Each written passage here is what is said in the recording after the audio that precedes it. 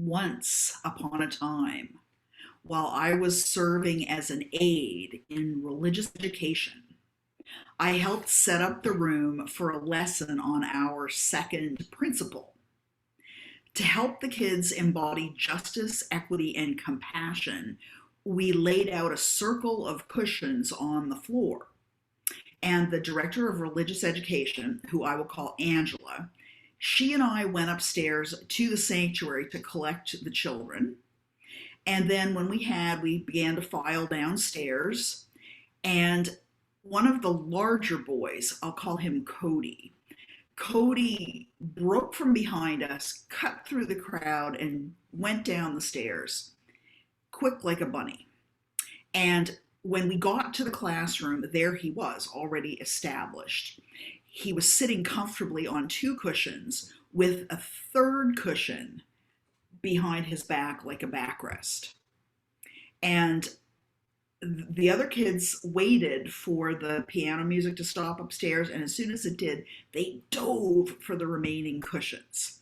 And then when the music final notes had died away, we looked around. Everyone looked, and this is what we saw. We saw 8 kids sitting on one cushion each, and one kid sitting on 3 cushions, and 2 empty places, and then 2 people, myself and Angela, the DRE, with nowhere to sit. And everyone looked expectantly at Cody, and one of the young ladies in the class gave Cody the eye and the eyebrow sign, and Cody just stared back defiantly at everyone. So the DRE, Angela, she went over to Cody and bent down to meet him on his level, and she listened to what he had to say, and this is what he said. "But I like 3 cushions," he burst out angrily. And so Angela gave him a little whispered word, and Cody replied, "I got here first. There was no one here."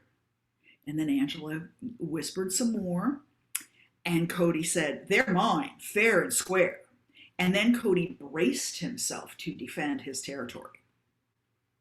And this story brought to my mind, anyway, what must have happened over and over and over again as Europeans began settling here on Turtle Island. Now, between the years of 1492 and 1600, about 90% of the indigenous population of the Americas died. After Columbus and the explorers and slavers and traders and miners that followed him, about 55 million people perished because of violence, enslavement, and disease. And the enslavement piece of the story is not widely told or understood. So we'll dig into it a little bit today. When the Mayflower Party took possession of the Wampanoags' seemingly abandoned fields and granaries, they thanked their God. "There was no one here." But of course, this was confirmation bias. It wasn't really true. They were in fact being observed from afar. And as the years passed, more and more settlers arrived, and about 20,000 people arrived in the Mass Bay colony during the 1930s. After the Arbella, I'm sorry, did I just say 1930s? I meant 1630s. The Arbella got here in 1630. And the settlers expanded into new territory, displacing Native people in the process. As the colony expanded beyond coastal areas where disease had decimated the native population, the conflicts turned violent. Now, in 1636, which is the year that Harvard was founded, the Mass Bay colony was hampered by a lack of precious metal for circulating currency, like pocket change. Imagine having to barter for everything if you couldn't pay.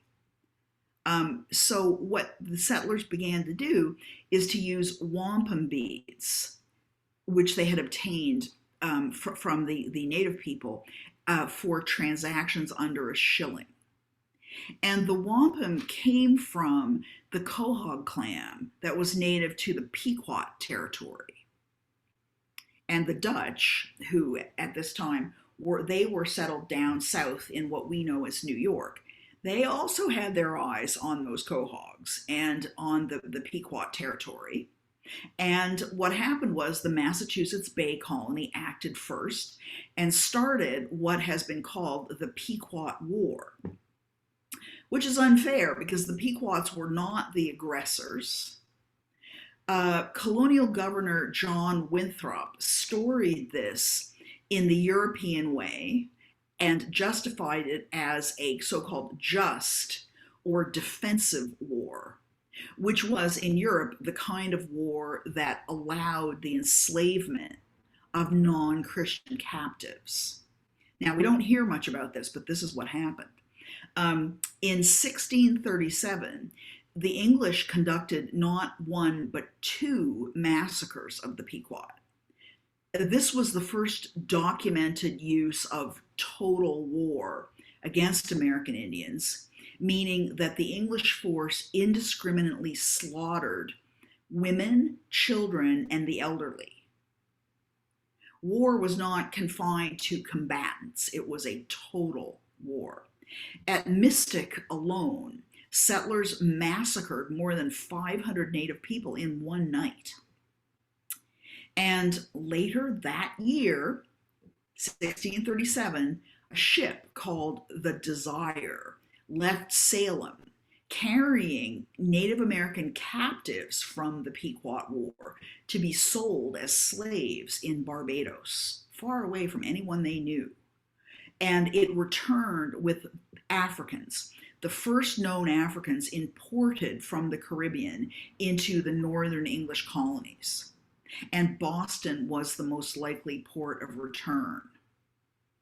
And then in 1641, the Mass Bay Colony adopted what was called its Body of Liberties. Now, this was a code that made slavery legal. And it remained legal for 140 years.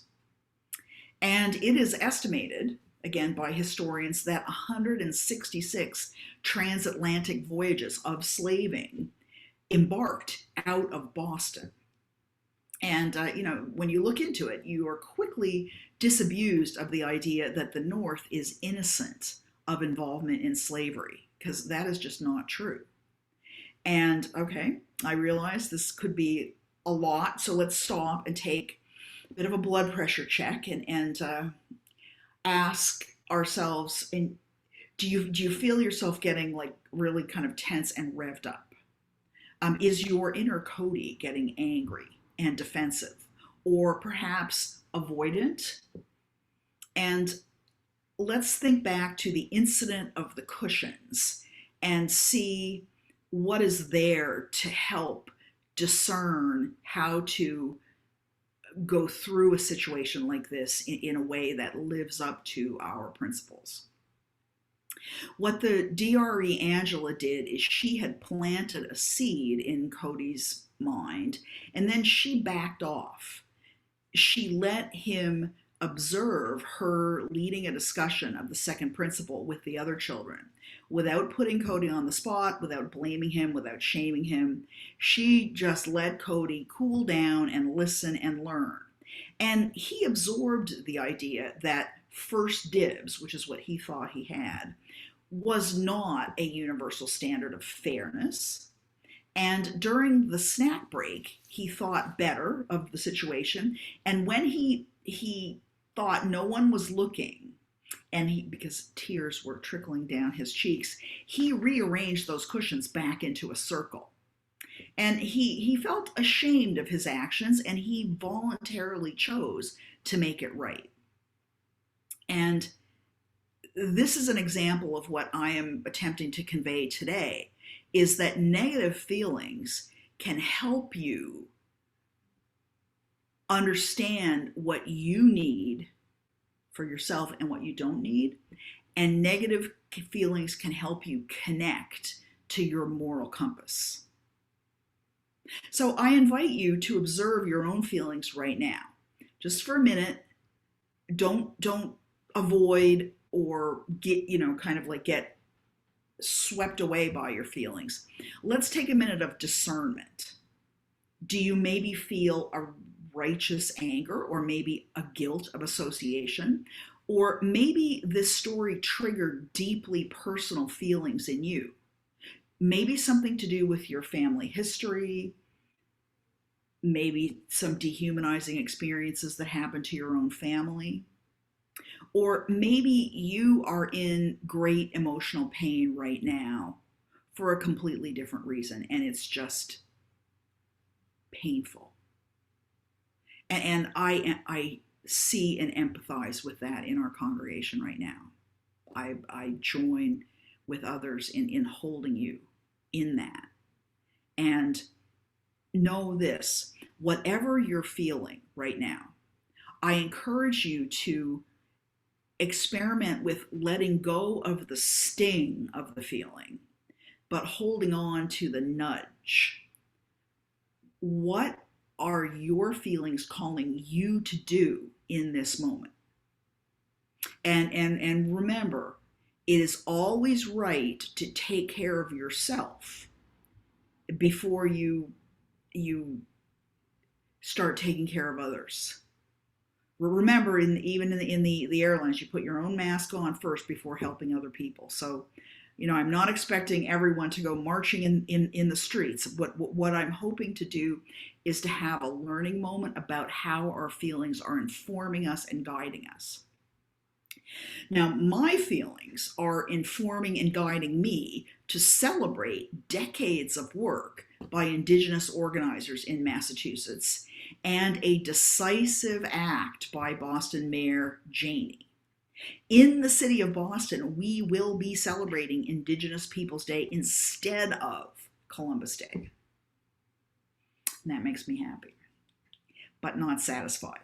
My feelings are still calling me to keep advocating for an end to Columbus Day statewide and nationwide, President Biden.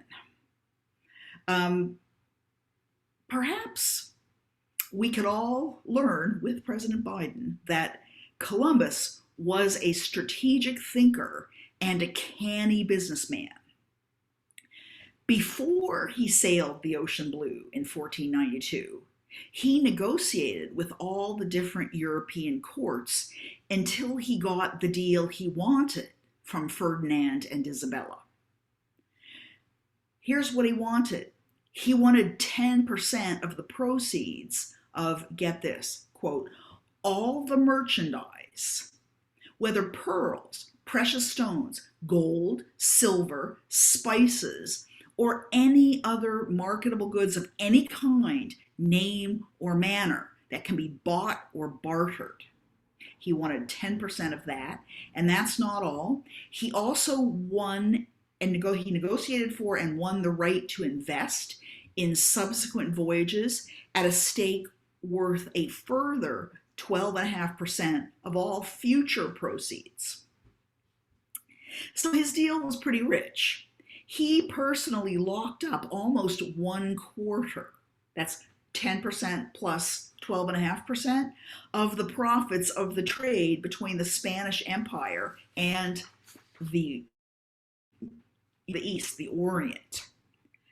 Wow, that was an amazing negotiation. And as it turned out, he was prepared for the first marketable goods in the Caribbean to be human captives. By the time of his third voyage, he had scaled up a slaving operation, and he was able to send 550 humans in 1495 to the slave markets in southern Spain. And that's not all. He enslaved more than 1,000 other native persons and distributed them to European settlers in what we call Hispaniola. And today, this is the island that has the Dominican Republic and Haiti. And these enslaved persons there were set to work panning for gold, where they died from overwork and disease. And what Columbus did in Hispaniola set a wide precedent for South America and Central America, and for the Pequot massacre and subsequent enslavement of Native people in Massachusetts, and for human trafficking by early Massachusetts settlers. So, this is what we are celebrating. We're celebrating slave capturing, slave trading, and working slaves to death. And this makes me angry. And maybe Columbus's story triggers deeply personal feelings in you. Maybe you've always identified with Columbus and have difficulty with cognitive dissonance learning this. And I know that some of you are in great emotional pain now for personal reasons. And I absolutely encourage you to put yourself first and take care of yourself now. Turn down the volume on me for a minute. But the rest of you, please do not flee from these unpleasant truths. Stay with me. We are officially celebrating dehumanization. We, meaning the state of Massachusetts. Why is the state of Massachusetts celebrating dehumanization? I feel ashamed. And that's not all. Celebrating Columbus Day is also about celebrating greed. And are we still celebrating greed? Maybe Columbus and his greed reminds you, as it reminds me, of today's satellite riding, earth orbiting billionaires. Is that really what we want to celebrate? Is that our best us, our best self? I don't think so. Let us rest together and breathe through all of this emotional intensity.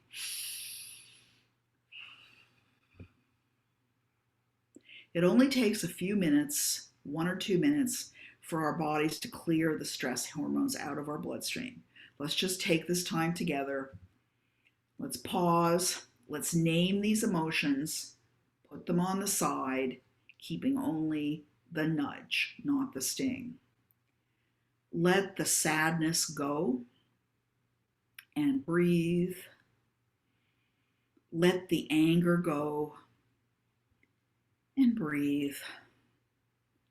Release the grip of fear. We will get through this together. Let that fear go. Let the shame go. Let any guilt go. Let this go. And as the heat of these emotions recedes, let us notice the warmth of life and discern what we need, each of us emotionally, to tend our broken hearts and fill our cups. And when we are full is when we can notice that we are called to restore the world. And let us act on this calling and act together. Let us be compassionate in our work for justice and equity in human relations. Let us claim and live into our spiritual wholeness. Let us be and live as anti-racists. Let us make a beloved community for all. Aloha and amen. And see you soon.